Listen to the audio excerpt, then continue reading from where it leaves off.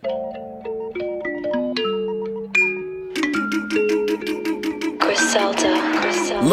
detectives combing through the hood looking for a corpse. Draco hitting. I don't think your body can endure the force.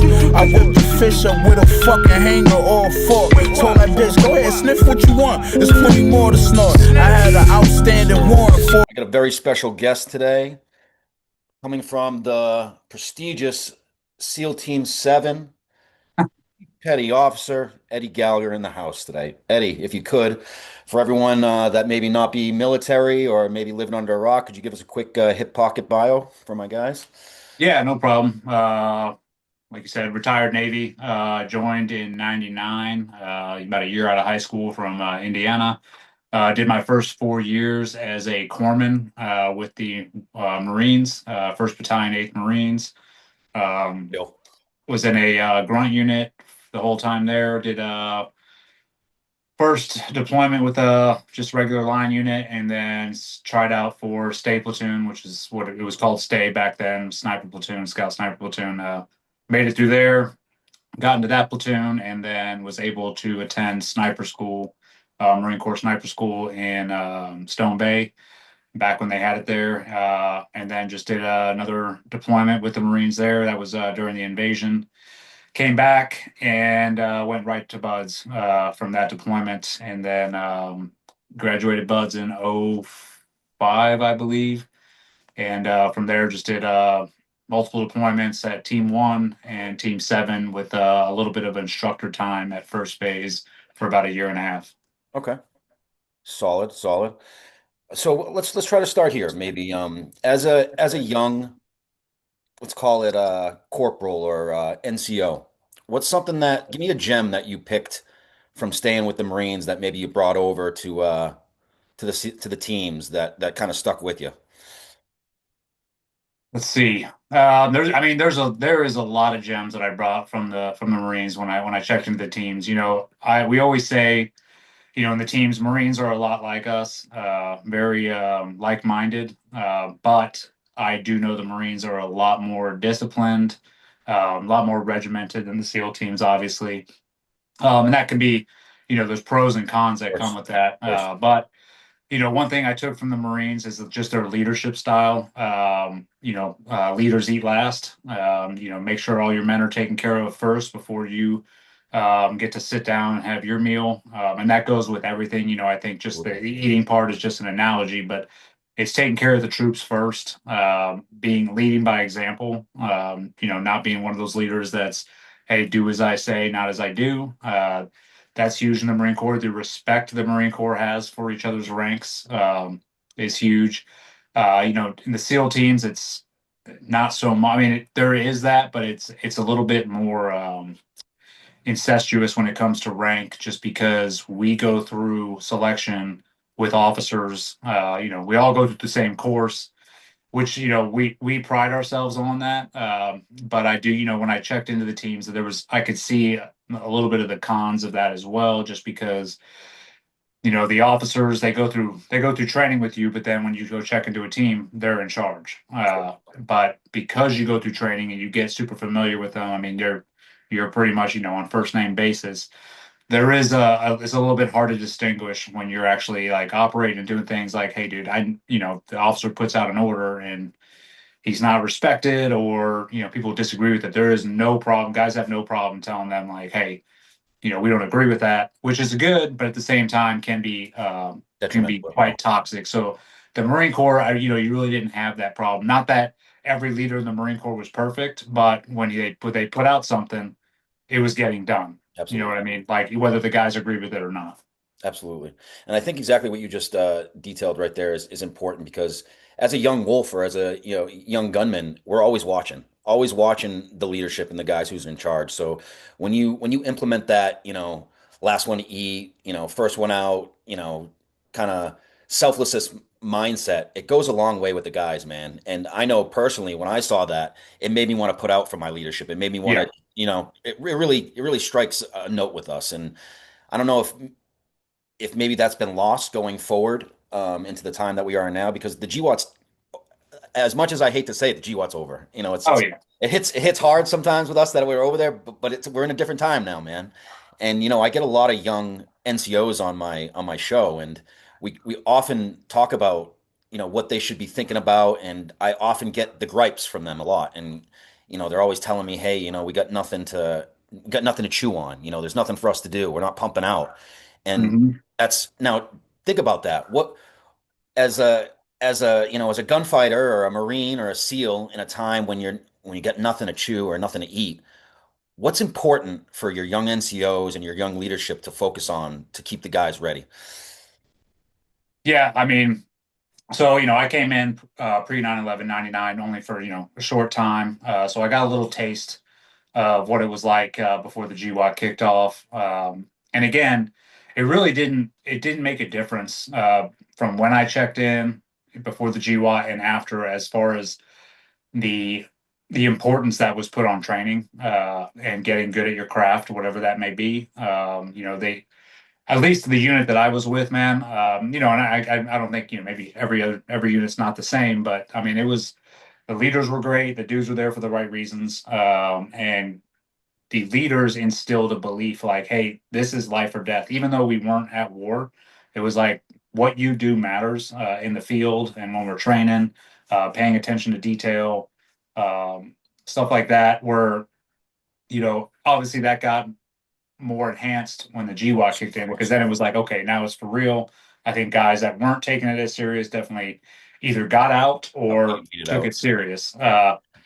But I know, like, I talk to my buddies that are still in the SEAL teams right now, that are in leadership positions, and they're facing the same frustrations, Yep. right? Yep. It's that post-war era. My dad was in the Army for 26 years, and he came in right after Vietnam, like the tail end. So he picked up his first unit, and the horror stories he would tell me, man, like, is he'd show up to a formation and the guys are in formation smoking weed, Oh, just geez. like looking at him like, dude, we're not gonna listen to you. We just got back from war, you haven't.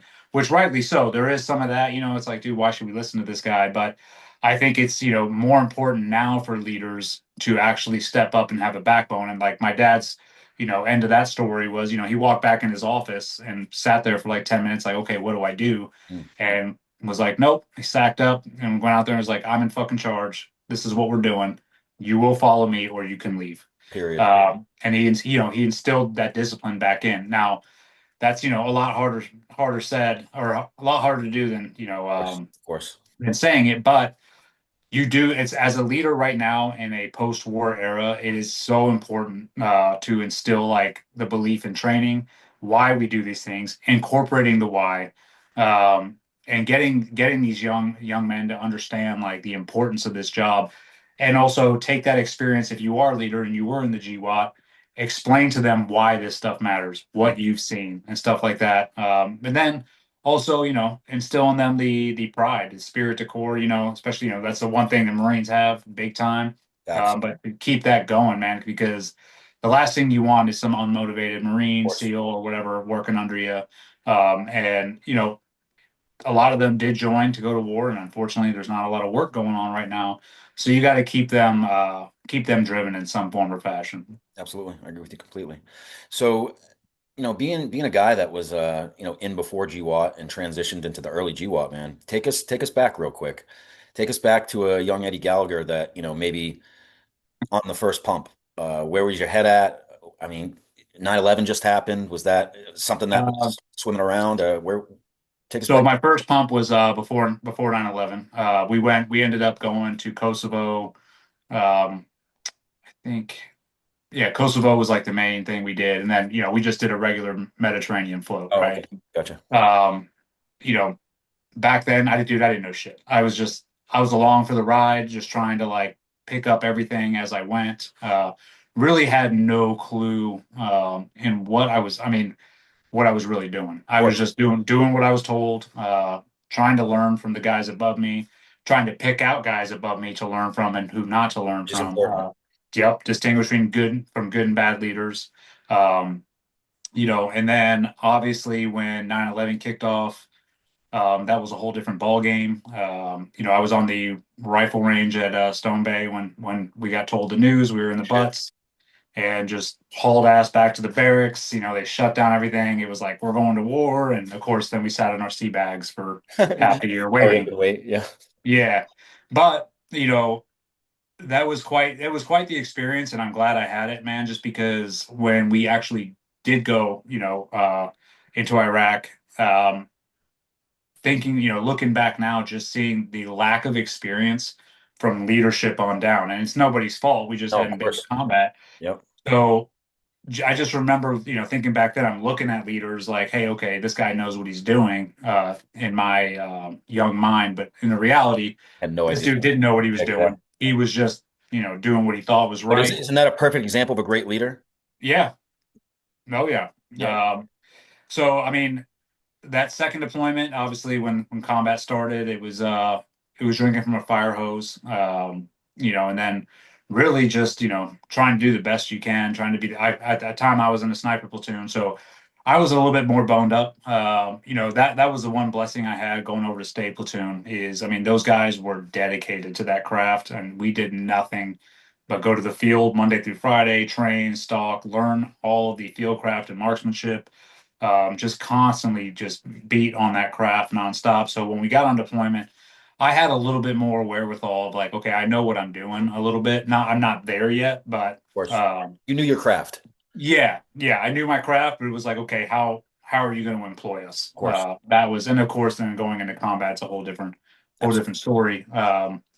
But yeah, I mean, I think back now on those days, man, and I was just, young, dumb, and just, wanting to get after it, wanting to be a warrior, but really having no idea what that entailed. Absolutely. And doesn't isn't that how we all learn at a young age though, is fucking it up a couple times? Oh yeah, Taking it apart. I still do that. Exactly. Exactly. Yep. Yep. Absolutely. Yeah. So talk to the young snipers out there, man. Try to remember when you first became a sniper. What are the things you're paying attention to? Try to block out the noise with, all the specifics and EDC training and all the little technical things. But when it all boils down to it, what's important? Well, for sniping, I'll go ahead and say, everyone thinks like, oh my gosh, you can shoot a guy from, 1,000 and 1,500 yards. That's the easy part, right? Pulling the trigger, um, that anybody can do that, Absolutely. right? Look through that scope, put the reticle on where you need it to be. It's everything else that job entails. The fieldcraft, marksmanship, the spotting, the knowing like your patrol orders, knowing how to write patrol orders, how to do mission briefs, and you're learning all this stuff as a young E5, and you're briefing, generals or colonels, whoever's tasking you to do something. And so as a young E5, you really have to learn to, be a little bit more professional when briefing, but then also paying attention to detail on everything, which is huge. When I decided to go to state platoon, um, I never shot a gun growing up. Never shot a rifle. Didn't shoot it any in boot camp, Navy boot camp. The first time I shot a rifle was with the Marine Corps, and I'll say this, man, I think I was blessed in that manner because I had one of my sergeants just take me out, and he was like, went through all the basic fundamentals with me, and I did the whole snap in on the barrel for 3 days uh, before going to the range. And when I went to the range, this is actually pretty funny. First time on the range, ever shooting a rifle, I scored a perfect and made it into the Camp Lejeune newspaper. Oh shit. Yeah, so I mean, from there they were like, "Oh shit, this guy can shoot!" And little did they know, I was like, "That's the first time I touched a gun." So when I got to actually have the chance to go to sniper, well, before going to sniper school, obviously, like I said, we trained all the time, so I really picked up on all the skills, just being with those guys and training with them and becoming a better shot, better marksman, and just better sniper all around. And by the time I got to sniper school, I was pretty boned up, man, on everything. That course is definitely one of the hardest courses I've ever done. I get in arguments all the time with other SEALs, because Buds is definitely hard. But there's sniper school was to me was a little bit harder.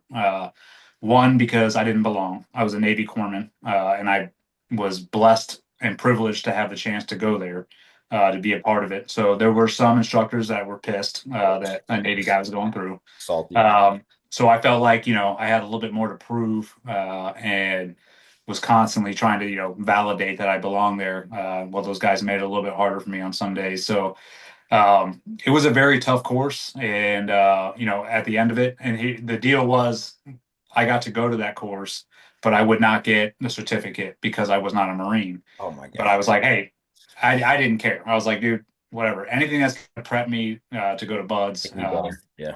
But at the end of it, I did get a hog's tooth, and they did make me a sniper Good. team leader, Good. just because they're like, hey, and because the war had kicked off. So they're like, yeah, we need more snipers. So ominous dominus, you're a sniper now, Hunter of which God. was awesome. Yeah. Nice. Solid. Okay.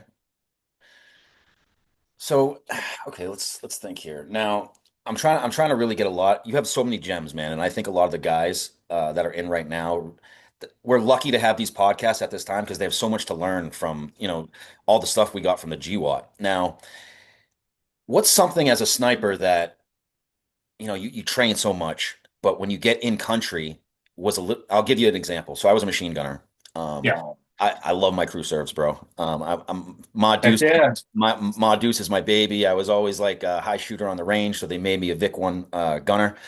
And what I didn't realize is how hard it is engaging a moving target while you're moving and Oh, yeah. how much things come into character and to be thought about because over in Iraq and Afghanistan, something you need to consider is how rough the terrain is. You're dealing with wadis, you're going off road, and being able to engage free gunning is next to impossible. You got to utilize your T&E. You got to be really proficient with your weapon. And something I learned very quick is to shoot low so I could Yeah. watch.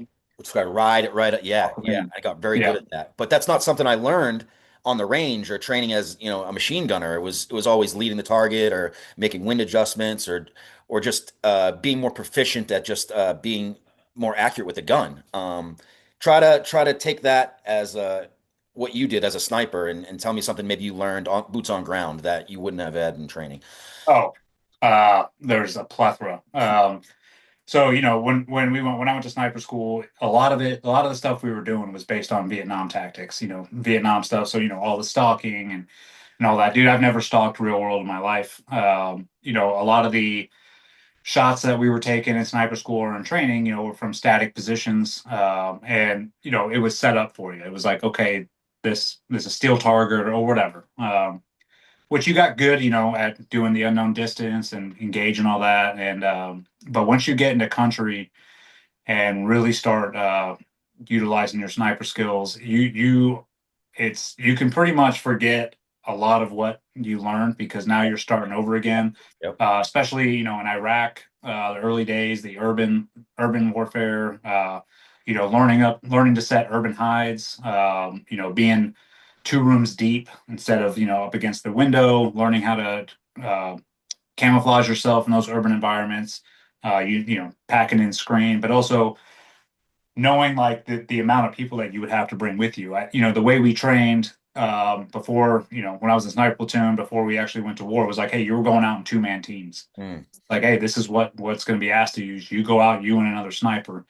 No, like that you try doing that and you're going to get hemmed up real quick. Not saying that didn't happen. I'm sure some guys went and did it, but you learn real quick. It's like, hey, we got to bring a security element, maybe a couple A dubs Yep.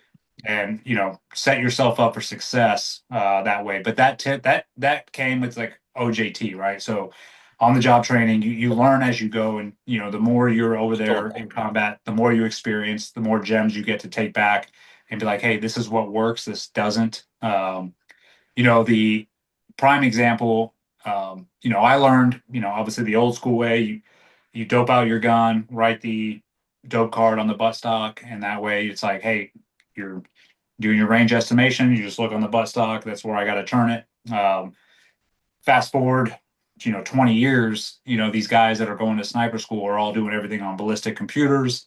If they got all these gadgets and My everything job. now to Yeah. where, No. yeah, right. Which is, hey, that's great. It's like, Mhm. dude, if you're using technology to your advantage. But what I found out is going out with these guys is, sniping isn't like, hey, I'm waiting for this perfect shot. I think that's what is characterized that maybe from the Vietnam days or whatever. But really, I mean, you're just another asset on the battlefield. And once the tick kicks off, man, it's, you know, you're engaging Absolutely. whatever you see that is a target. Um, so what I found with all this technology is, you know, these guys, we'd start getting into tick and they're going to their computers and like, oh shit, and trying to, you know, their gun up, where I stayed the old school method. And I'm like, dude, I know my holds. I know all my, you know, stuff's in my butt stock. Now it might not be to a T because of the environment where I doped it in at, but at least I know I'm going to be on target and I can start engaging a lot quicker than you can. And so, you know, those are just things that you learn over time. Absolutely. And that's, you know, I'd say most of the sniping, or most of the stuff that I learned was, you know, in combat Okay. for sniping, for sure. So, I mean, I think what you're saying really is just the age old analogy: keep it simple, stupid, man. I mean, Yeah, dude. a lot of these gadgets, man, at the end of the day, they can fail. And Yep. if you don't know how to, you know, utilize your sights or utilize bare bones gun tactics, I mean, you're shit out of luck, man. When I mean, batteries have life, and when they go wrong, I mean, where we at? So yeah, great example, man. Okay. Now tell me this: as a young, oh, give me like an age range when deployment wise. What are we, around 5, 6, or where are you at? Deployment. So on my first two, Yeah. 2021. Okay. Gotcha. Yeah, around there. So yeah, because I joined at I had just turned 19. Okay. So I was around those ages, yeah. And then by the time I got to Buds, I had just turned 24 going through Buds. Now, did anything change significantly from you, like going out as a Marine to Buds, how you operated? Now you brought up discipline, and there's goods and bads for both. What are the main things that come in mind about you know, moving around as a SEAL, you know, as a in a tactical small team environment on the ground versus you know, being having a Marine mindset? Yeah, that's a good question, man, because there definitely is a difference. And you know, the Marines they're there for a reason, and it's that is definitely break glass in case of war. Gotcha. And when they're told, hey, charge that hill, they're going to charge that hill, and they accept the fact that, you know, hey, only a certain percentage of us are going to make it. Which, I mean, to me, I'm like, that's the bravest thing that you can do. The SEALs mentality is, you know, it's a lot like that. You know, they want to get after it, and they're like, hey, we'll get after it, but we're going to get after it on our terms. So if you are like, hey, charge that hill, we're going to be like, why? Why do it that way when we can do it this way, right? We'll find a better way to mitigate risk and mitigate. We accept no casualties, Hmm. right? So if we even lose one guy, that's Unacceptable. operational failure, right? And you have a little bit more autonomy to think outside the box in the teams. You know, so if you have a better idea, or like, hey, I want to take this kill team and maneuver out, it's like, hey, go ahead. You know, all the trust is on you. And I think, you know, obviously, because the SEALs aren't as rigid and disciplined as the Marine Corps, it does give guys a little, like I talked about, a little bit more autonomy to come up with better ideas, bring it to the leadership and be like, hey, we should we should implement this or try this thing out. And they're not shut down right away. They're like, okay, yeah. Like even the newest guy has a vote at the table, right? If he Gotcha. has a great idea, it's like, cool, bring it to the table. I will say most new guy ideas, you know, they get shut down just because of the lack of experience. Yeah, But of you course. do get some gems every once in a while where you're like, oh shit, and we didn't think about that. Um, and then you know, it's just you know, working in a smaller team environment. You know, platoon. It's almost like you know, it'd be like being in a Marine platoon. There's about 18 operators, you know, then you add on some enablers and everything. So it gets about to 24. But you know, breaking up into squads. And that's where we are very similar. We work same squad tactics as you guys. We maneuver the same way. I think we might just, you know, carry a little bit more firepower just in that 24-man platoon, just because we are going, you know, I think with the Marines, you guys, you know, go out with a platoon, but you're also operating in a company level or battalion level, right? So you have the ass. You're like, dude, you mess with me. There's We go four of the here, we platoon go. here. Yeah, yeah, exactly. Yeah. Yeah, where with us, we go out and it's like it might just be you know, us out there. So the reason we carry so much firepower is if somebody, wants to mess with us, we'll unleash right away to make it look like we're a bigger force than we are. So hopefully they'll back off. Gotcha. But yeah, those are, I think, some of the main differences. But the reality is that you can ask most SEALs, they're like, do they love working with the Marines just because we have the same like let's get after it mentality. Sure. So, one of my last deployments, I got blessed with a great mission, dude. It was a PMT mission, so it was like 20 of us, and we got attached to a partnering. We got ANA and we got Afghan Highway Patrol and Afghan Army, and basically we had to set up patrol bases down Route 1 and Route 606, and really it was just like we get our captain would come in and said, "Hey, I need 5 guys to go out to a and set up a patrol base with like 10 A. You'll be out there for a month. You can grow beards, do whatever." I'd always be right there. Send me Yeah, out there. yeah. And something that I think of that I wish I took more seriously was between deployments. I wish I learned about my enemy a little bit more. I instead of going out to the bars and shaking it up with the boys. I wish I did a little more research on who I was fighting because I don't think I gave them the credit that they deserved. I was very, very naive when I first went over there, and I considered them just lowly combatants, and I didn't take them seriously. I was in my head about being a Marine, and what I learned was, or what I was surprised about was how much they paid attention to our ROEs and our SOPs and how much they Oh yeah. yeah, and how much they implemented that into their IED game because I've never had the feeling of being drawn in before or hunted. And when I actually was in that element, man, I got to tell you, it was humbling to say the least. Yeah. How they changed their IEDs for how we engaged them and how we took care of the IED threat when we located it. Man, what's something that you can tell us about that you learned about your enemy while you're over there, man? Let's see. I mean, it depends on the end. Like, so obviously you have the Taliban, Al Qaeda, ISIS, Boko Haram, and then whatever other factions are out there that we fought against, and even the foreign fighters. Each one was a little bit different. Al Qaeda, fighting against them, they were definitely a more aggressive. I felt like, and of course that was more in an urban environment. But they kind of knew, the game, right off the bat. You could tell like they had some experience, for sure. And I think that kept us on our toes, in the beginning. They adapt like nobody's business, which is why nobody has taken Afghanistan. They're cockroaches, man. You kill two and 10 will come back. And then the way they adapt their IEDs was pretty amazing. By the time from the beginning, there was no IEDs during the initial invasion, barely any. It wasn't a thing until the insurgency happened. But the progression of IEDs as they went along, I mean, my last deployment, and so 2017 against ISIS, I mean, the amount of IEDs, that was the most I've ever seen. Really? Oh, What was the main pipe that you were seeing over there, bro? Did they change it up or was it like similar? it was similar, some of the similar ones. Every vehicle that we was rigged to blow. There were a lot of V bids, a lot of H bids, houseborne IEDs.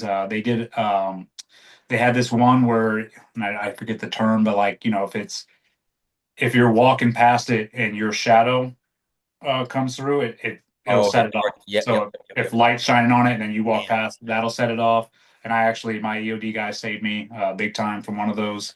I was about a millisecond away from setting that thing off. But it's yeah, it's crazy the way they were able to adapt, make those shape charges. Even so, we would beef up our vehicles. We went from the thin skin Humvees to the big weighted Humvees, bulletproof, then to Mat Vs, right? And every time we escalated, they would escalate their Exactly. IEDs to defeat that. Then, of course, they would use ID, the tactics you talked about being sucked in. It's like, they would have one IED go off, injure one person, but they have like five more set up waiting for the medic and everyone else to come over so they could go ahead and clack it off again. I mean, so I always say, man, I give them props. That's You got to respect your enemy. absolutely. Yeah, the second you start thinking about them like, oh, they're nothing, is like when they're gonna get one over on you. So I mean, and not to say there are the lowly fighters, you go Yes. out there and you're like, oh, dude, all right, this will be game over soon. But then the next stop, you could go out there and you're going against some guys that know what they're doing. They're flanking on you and they're setting up ambushes and stuff like that. So like you said, I did the same thing. And when I was young, I wasn't Yeah, studying the exactly. enemy. Yep. Like I'm home, boom, I made it, party, let's, go back. But I think as you progress and you become more mature, especially when you start picking up leadership positions, because now you are in charge of the men below you, you're in charge of their lives and bringing them home safely. So you do need to know your enemy. You do need to study up on that. You need to know like what they believe in and what the different tactics they use. Because, and like you said, also, they know your ROEs, Yeah. they Yeah. know it all and they use it against you. It's they're very conniving like that, and Yeah. that's where it comes down to as well. Like those ROEs were placed on us, and as the GWAT went, like the ROEs would tighten, then Yeah. loosen, Yep. tighten, then loosen. Um, and I think by the end of it, it was like, dude, I'm engaging dudes on experience, right? It's like, yeah, he doesn't have to have a weapon in his We'll figure hand. it out after. Yeah. Yeah. Yeah, I know exactly what he's doing though. I can hear it over ICOM. He's moving in this tactical manner. So yeah, I mean that experience is everything to me, man. Isn't it wild seeing just warfare, how it's growing and how it's adapting? Like when we were over there, dude, it was IEDs for us. We weren't trained up as well at first with IEDs, but we learned boots on ground and it progressed and it progressed. Now it's fucking drones, dude. Yeah. We're watching Ukraine and we're watching these engagements, how $25 drones are taking out multi-million dollar vehicles, what So we dealt with the drones on our last deployment against ISIS. That was a whole new thing as well. Um, you know, we were tasked with clearing Mosul, and so we were doing the advise, assist, and accompany mission with the Iraqi partner force. So there would be just our platoon and probably 500 to 1,000 Iraqis, and we're trying to push them through the city.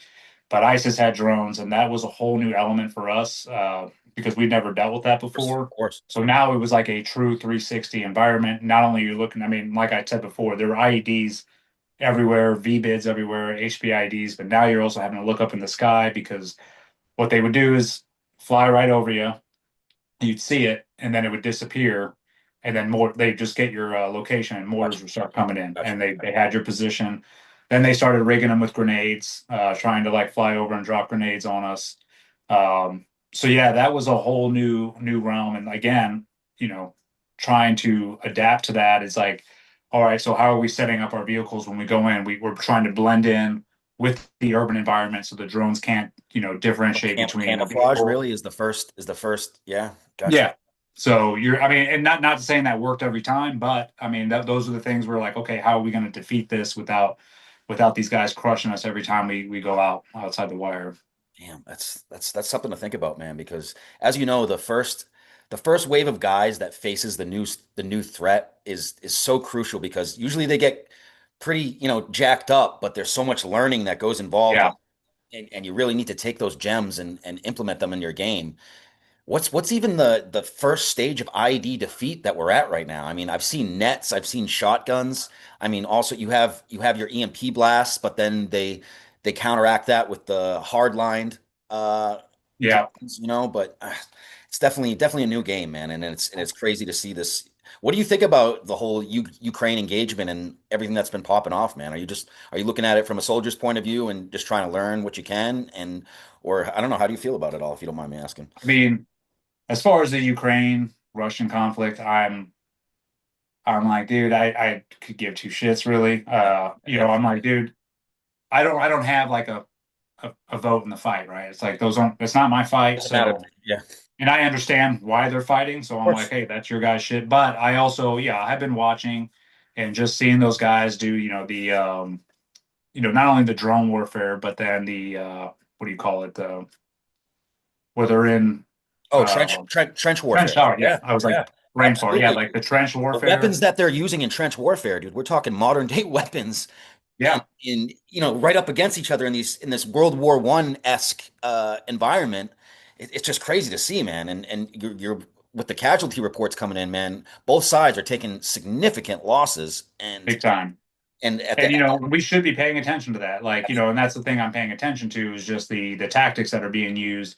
And I'm hoping, and I'm pretty sure they are, the military is paying attention to that too, because there's one thing, man, like, Russia and Ukraine are going at it right now. They're gaining more experience than oh, us right big time. now. Real world experience.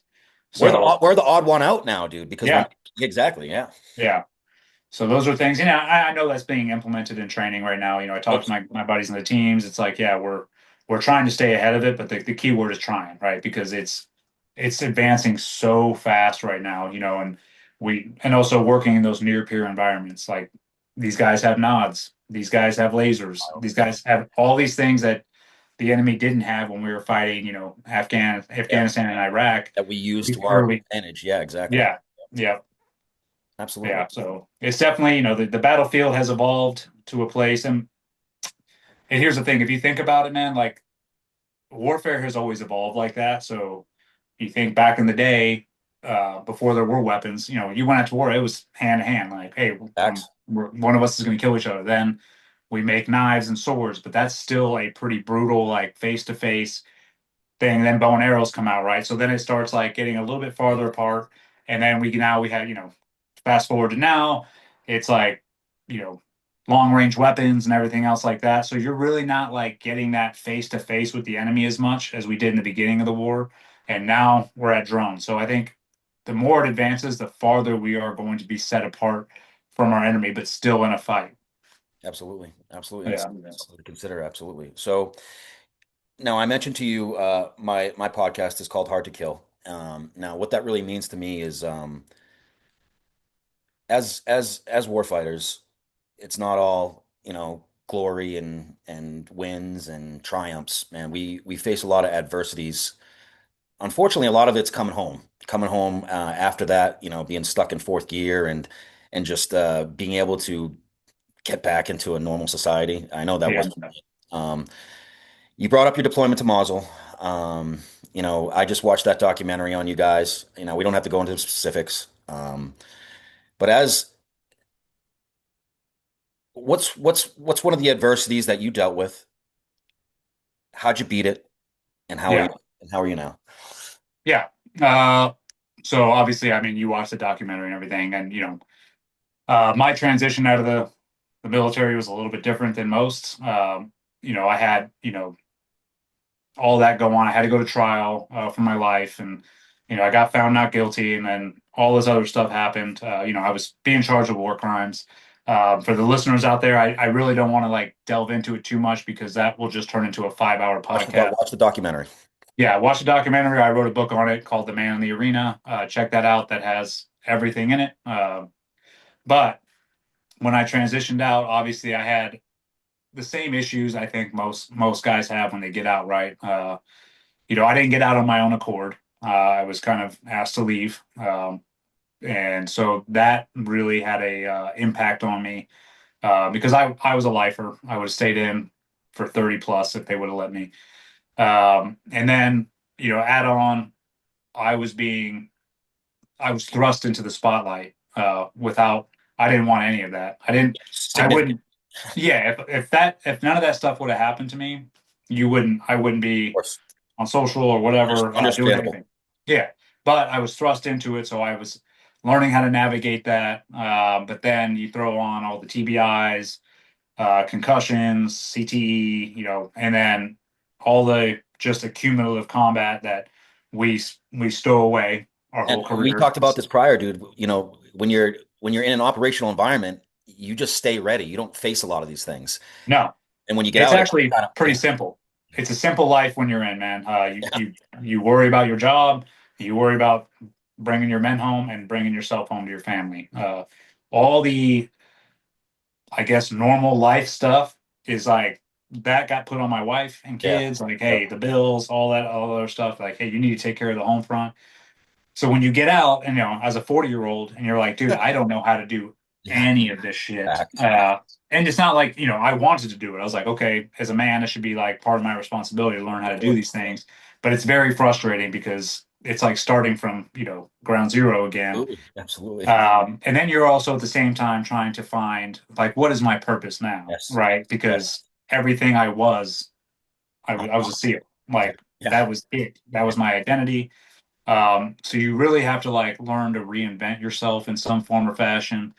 So it's a struggle, man. And I had a good 2 years, 3 years of just like struggling through it, trying to find a way to like move forward, and gain some type of purpose that, I'd be excited to go do something every day. For a long time, I'd wake up and I'm like, dude. Yep. But I will say this: the one thing that did get me through all of that, where I think I would have had a lot worse time, is my discipline, which I got from the Marine Corps and from the SEAL team. So I still was adamant, waking up every day, working out, Staying making sure I proactive. stay on a routine, um, you know, eating healthy. I was drinking, but I was like trying to mitigate Of course. that and eating healthy. But then also, I during that whole time when I was locked up, going through all that, I kind of renewed my faith in Christ. And dude, I'll tell you this: when I got out, I must have done probably 10 to 15 different treatments, everything from hyperbaric chamber all the way to psychedelic therapy. Yep. Yep. Yep. Um, all of that moves you in the right direction. It's Mhm. like, hey, it gives you a little step, but there's no end all be all, or like, hey, this is the magic pill. The only thing that has kept me consistent and moving forward is my faith in Christ and going to Him every morning. Just being like, dude, I can't. And that's the thing I think is hard for, especially for us combat veterans, to accept is like, I can't do this on my own. Mm. Admitting that to yourself, because I think a lot of us try to. We're like, nope, I got it. I'm good, which is why, you know, I know you probably been through it. It's like you ask a buddy, like, hey, how you doing? I'm Yep. good. Yeah. I'm That's it. fine, Yeah. Yeah. Yeah. Yeah. and that's all you're going to get, right? When reality is you're not, you're far from it. Mm. So as soon as I was, let my ego go and was like, dude, I can't do this. I turn to Him every morning, and that has been probably one of the hugest factors of like me pushing forward, finding purpose, and then also changing my perspective on things. Right? Yes, the SEAL teams was my life. I gave everything to that. I was dedicated. Hey, can you give me 1 second? What do you got? Yeah, I Is got that a two German? French bulldogs. Oh, French bulldogs. Yeah, Gotcha. you leave them alone for like Yeah. 20 minutes and they think the end of the world's Yeah. happening. Absolutely. Um, Well, I mean, you just got done telling us about, what works for you, and I'm happy to hear that you found something. Everyone's different. We yeah, all have different things going on, so maybe what works for me might not work for you. But I think what's important, what you just talked about, is staying proactive in finding that thing, not yes, accepting that defeat, wallowing in your cave, not talking to anyone, boozing everything away, and not acknowledging what's going on with you because we talked briefly on the phone about this. We come from a generation that didn't want to identify this stuff. It was keep your shit to yourself, bury it down, and whatever you suffer in silence. yeah, whatever suffer in silence, whatever you have your problem with, take it out with Jack Daniels or John Daniels. And what we're seeing now is that shit doesn't work. No, Absolutely not. And that's a humbling thing because coming from an environment where you're the man operating, killing bad guys, operating at a high pace and being successful at it, when you come back and you're thrust into an environment that's unfamiliar, and all of a sudden these things are coming around that you don't even acknowledge are real, it takes a toll on you, man. And yeah, I it can, does. yeah, please. And I think, for guys out there that are struggling, that are either fresh out or been out for a little while, the one thing I'll tell guys is like, dude, you know, you are a combat veteran. That is, you're like 0.1% of this country. And people do look to you. Like they look at all of you with respect. I'm like, so if people are going to look at you that way, then you need to hold yourself to the same standard you held yourself in while you were in whatever branch you were in, right? And that means sticking with what you did when you were in on the outside. I see so many guys get out and they just like, well, I'm out now, so I just let everything go and I'm just not going to do That anything. cross It's like, yeah. yeah, it's like, no, man, you got to keep that going. Now, you don't, obviously have to do it in the same way that you did in the military, but I tell them like, be someone that these guys can look up to, especially these young kids, these high school kids that are coming up. For the one thing, I don't know what it's like. to be young nowadays, man. All the shit that they're getting fed. No. But they do, these young men do look to vets that, guys that have been in the war, and they look at them, with a certain amount of admiration and respect. Well, just because you were there and did that, you still have to earn that admiration and respect from these kids. And the only way that you can do that is if you hold yourself to a standard and be like, hey, yes, I am a combat vet. I am, I have done these things, and this is what I'm doing now. Right. I'm still pushing forward. And because I don't want, the last thing I want my kids to see is like, oh, okay, dad just gave 20 years of his life and now he has nothing. Now it's like gone. Because that would not, they wouldn't want to join the military. Absolutely. Like, if that's what it does to you. You know what I Great mean? point. It's a great point. And I think instead of, the vet community is such a fickle Oh gosh. environment. We We focus on now. started with Listen, that. listen. I get it, dude. We like to do the dick measuring and who did what and who did. I get there's a time and place for that, but let's try to put a better look on this, guys. Let's exactly what you just said, dude. Instead of getting on these podcasts and flexing these war stories, let's focus on stuff like that. Like setting the example for these youngsters, showing them what should be focused on because we live in a time that even we don't understand now, dude. Like the Yeah. social media shit is growing to something that can't even be controlled. And at the very least, the things that exactly you just curtailed and identified that worked for us at a young age, we can implement that into our game still and set a good example for these guys because it's needed, man. Especially in Oh the yeah. I mean, we had our time, right? It's, I'm glad we did. I want the next generation to step in and do the exact same thing, have the same mindset that we did. And the absolutely. only way we're going to have that is by leading by example and showing them the way. Facts. Well said. So to wrap this up a little bit, we talked a little bit on the phone. What you're doing now. Now, something that I identified that you're doing now is a lot of training for these Yeah. departments because we're seeing it on these TVs, dude. And once again, we live in a time where everyone has a handheld camera in their hand, and a lot of these officers, man, we talked about it. The training isn't where it needs to be. It's just it's a check in the box for a lot of these departments. They're not implementing the funds that really need to go to these things because something that you didn't talk about as a sniper that's I'm sure is very significant in you. It's not just identifying in the reticle and pulling the trigger, dude. You have to, in your mind, you have to go over the ROE, the escalation of force, all these little things that you need to detail to actually pull that trigger. Yeah. And that's important for a lot of these things. So please talk about what you've been doing and yeah, tell us. Yeah, sure. So yeah, I run my own training, through Gallagher Holding. So I started off, and we talked about finding a purpose. When you get out, I was like, hey, I like teaching. I like, watching people improve. So I started running my own like civilian courses here. Did some all female courses, then some, dudes, and I'd run anything from beginner to advanced.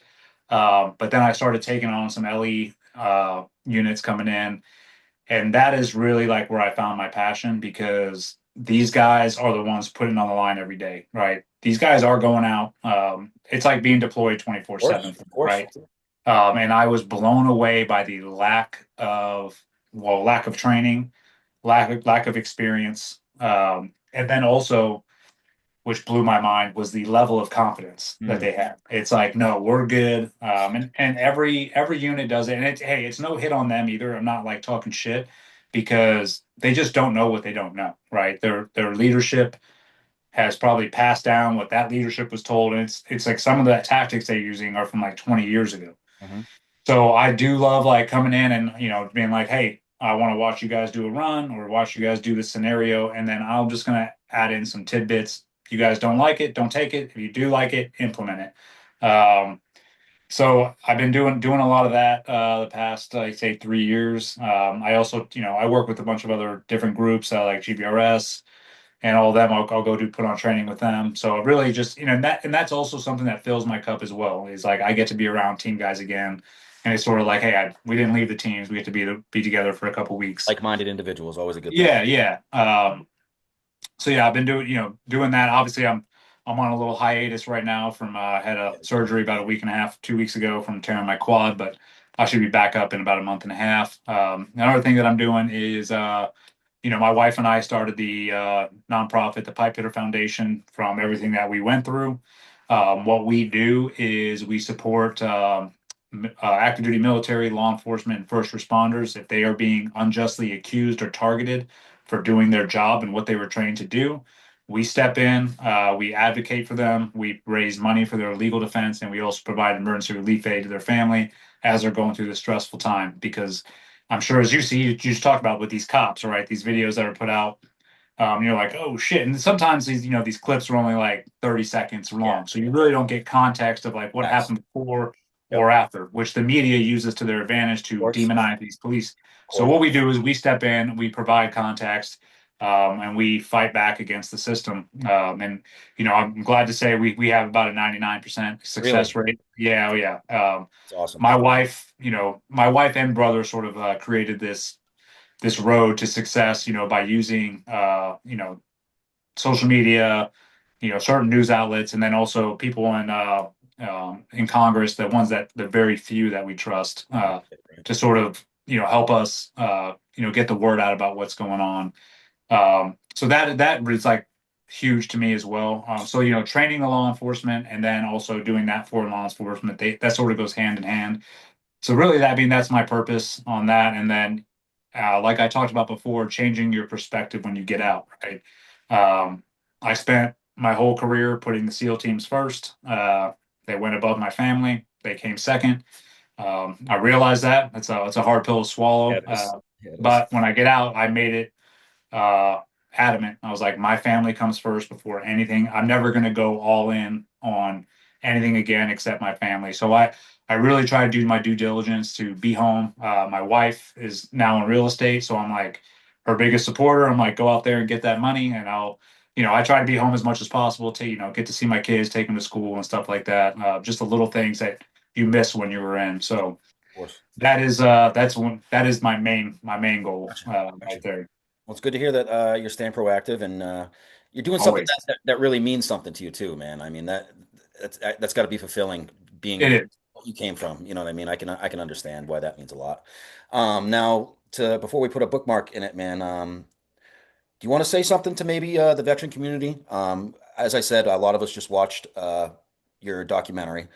Do you want to maybe tell them a little something on how you feel now, and maybe I don't know anything and anything that you might have to say about what happened. Go for it. Here's your Oh yeah. That whole nightmare. I'll go ahead and say, read the book, watch the documentary. As far as what happened to me, um, I think a lot of people are like, oh, so my oldest son's in the Marines right now. He joined great. 2 years ago. Great. And the big thing that's like, people were like, well, how could you let your son do this, after what the military did to you? And I'll say this, man, the military is not a perfect organization. I think we all know that, but I think it is the greatest organization to be a part of. I don't think there's anything better that you can do with your life than to serve this country. We do live in the greatest country on the planet, Say it again. no matter what the media tells you. But it's like, if you want to live here, man, you want to earn it, then you should go serve your country in some way. It doesn't have to be in the military, but I will say serving in the military is one of the greatest things that you can do. I don't regret 1 ounce of it. I served with the best human beings I've ever been around in the Marine Corps and in the SEAL teams. What happened to me is just piss poor leadership. It's only a handful of individuals. And I think we've seen since Pete Hegseth's taken over that he's starting to clean house, Absolutely. which is needed. It's a But process. yeah, but and I'll just say again for you guys out there that are vets and that have served, man, be proud of your service. I know a lot of us leave on bad terms. It's just sort of the way it ends up sometimes, man. But you did something that very few Americans raise their right hands to do. You should be proud of that, and you should carry on that legacy. Be the example for others. Be the example for these young men and women who are thinking about joining the military, but maybe are on the fence about it. Be someone that they can look at and be like, you know what, that's what I want to be like right there. Well said. Yeah. You brought up how people are. We live in a difficult time because a lot of people politics, media, you take your pick, they're making America look a certain way. And something that really helped me in realizing that at the end of the day, no matter what, when all the noise is over, this is the best country you could possibly live in. And Yeah. it's traveling, man. It's traveling. It's going to these other places and realizing how other people live. And to see how much that we take for granted and how much that we're given here in America. I mean, it's humbling to say the least. And I think if a lot of these people, if they got out of America and saw what else is going on, they'd realize what we're talking about. But Oh yeah. I mean, we have the freest country. I think people are outraged, when people burn the American flag, and I am as well. I think it's bullshit. But at the same time, I will say this, it's the greatest form of free speech that you can do. period, Yeah. period. We're And still that's we're still allowed to get our opinion out. Yeah, exactly. yes, and that is why this is the greatest country on earth. Say less. Well said. Well, Eddie, I want to thank you for coming on and giving me your time. I'll definitely post if you send me the links of your stuff. I'll post it in the episode, and we'll promote it here as well. Awesome, brother. Yeah, but at the end of the day, Semper Fi, man. Stay safe out there, and we'll talk soon. My man. I appreciate you.